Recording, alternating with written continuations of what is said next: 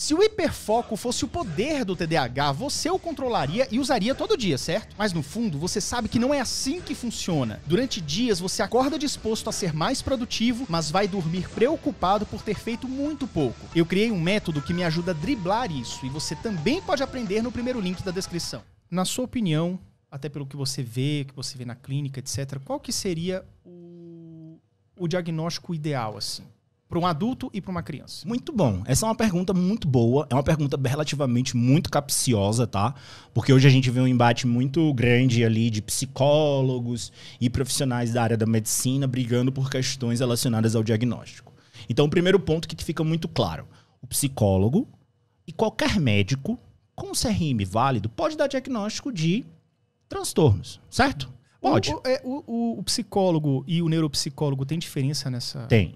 O ponto é o seguinte, os dois podem dar diagnóstico, mas eu sempre falo, é muito melhor você buscar um psiquiatra, se você for adulto, um neuropediatra, porque esse profissional médico é o profissional que se aprofundou por conhecimento da atividade neurobiológica de uma pessoa com transtorno. Então ele é um profissional que está ali capaz para identificar, poxa, o que está acontecendo no cérebro desse indivíduo para que ele tenha ou não tenha um transtorno. Tá, nessa área.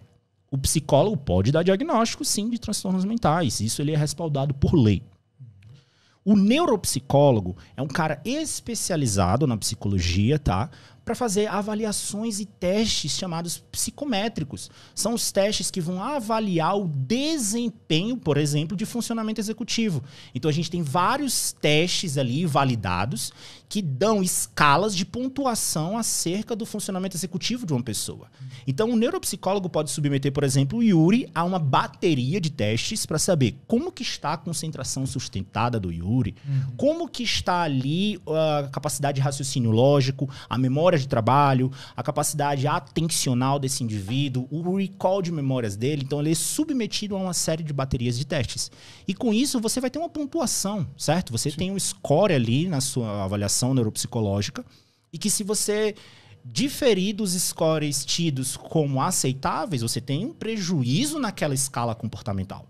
Então a avaliação neuropsicológica é uma avaliação relativamente muito requisitada por alguns psiquiatras para entender o melhor contexto cognitivo que aquele indivíduo está se colocando, né? Então você tem como avaliar essas funções. Então se eu fosse uma pessoa que tivesse a capacidade de dizer assim, nossa, você, Yuri, chegou e, poxa, Igor, eu tô ali querendo me identificar, querendo saber o que eu tenho, qual é a melhor sugestão que eu posso te dar?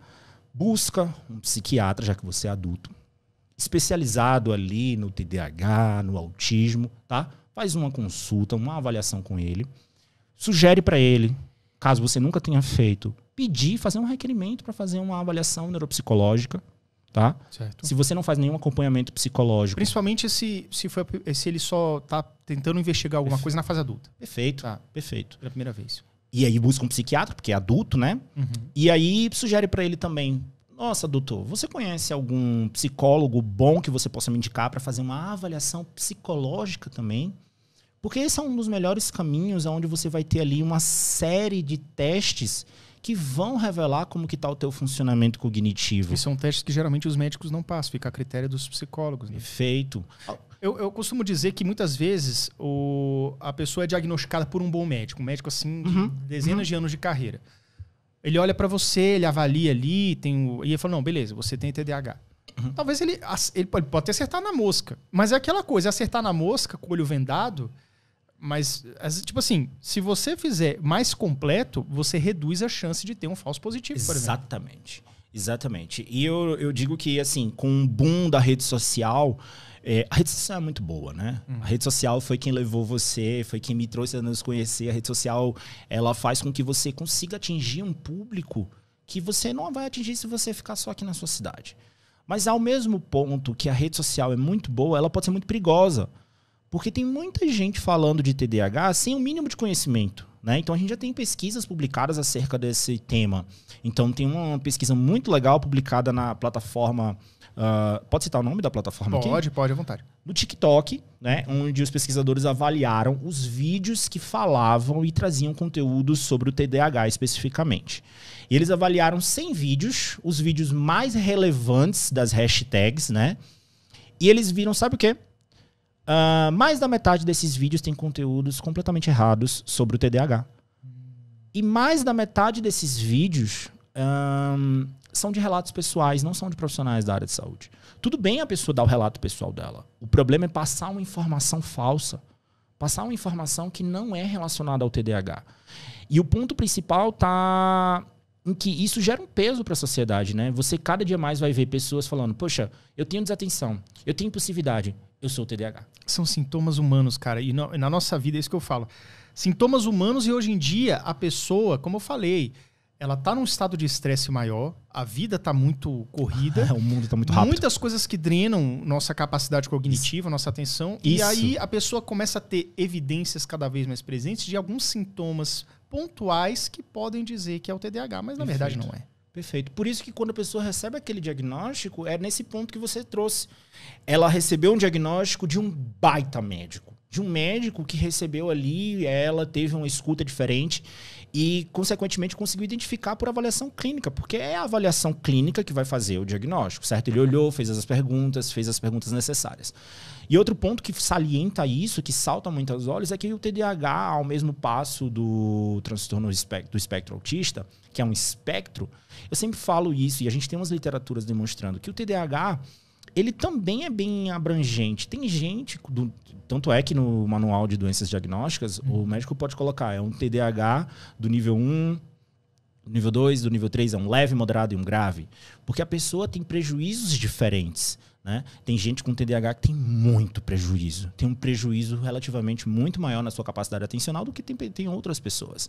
Né? Então, até porque as comorbidades vão sendo somadas ali. É diferente você falar de uma pessoa que tem TDAH e não tem uma ansiedade generalizada. Tá?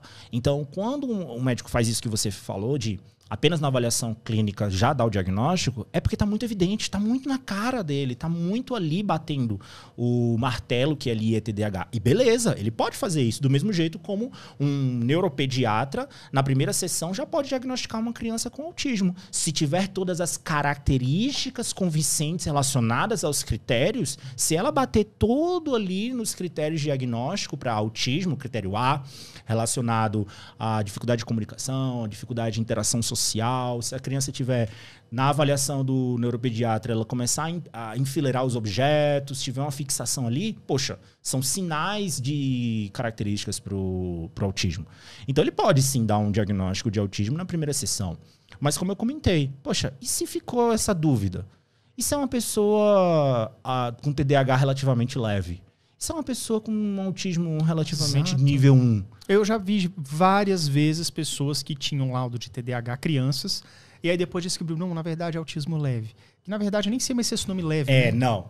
A gente fala assim, o autismo, ele tem níveis de suporte. Níveis de suporte. Que é o suporte necessário que aquela pessoa precisa para gerir as suas demandas. Então você tem pessoas do nível 1, 2 e 3 de suporte, tá? São pessoas do nível 1 que precisam de relativo pouco suporte para gerir suas demandas. Nível 2, um suporte mais abrangente. E no nível 3 ela precisa de muito suporte. Por exemplo, para fazer sua comida, tomar banho, ela não tem essa capacidade, ela não consegue executar essas funções de ir no banheiro, de se alimentar. Então, o que a gente fala? Por isso que as pesquisas estão demonstrando cada dia mais esse overlap dos sintomas. Se é uma pessoa autista com nível 1, relativamente assim, não tem tantas dificuldades, tantos prejuízos, ela fala, ela se comunica muito bem, mas ela tem um TDAH. Então, poxa, é muito comum você receber na clínica uma família que falou assim, não, ele primeiro recebeu o diagnóstico de TDAH, mas a gente começou a ver alguns sintomas e aí depois recebeu o diagnóstico de autismo. Nossa, isso faz muito sentido.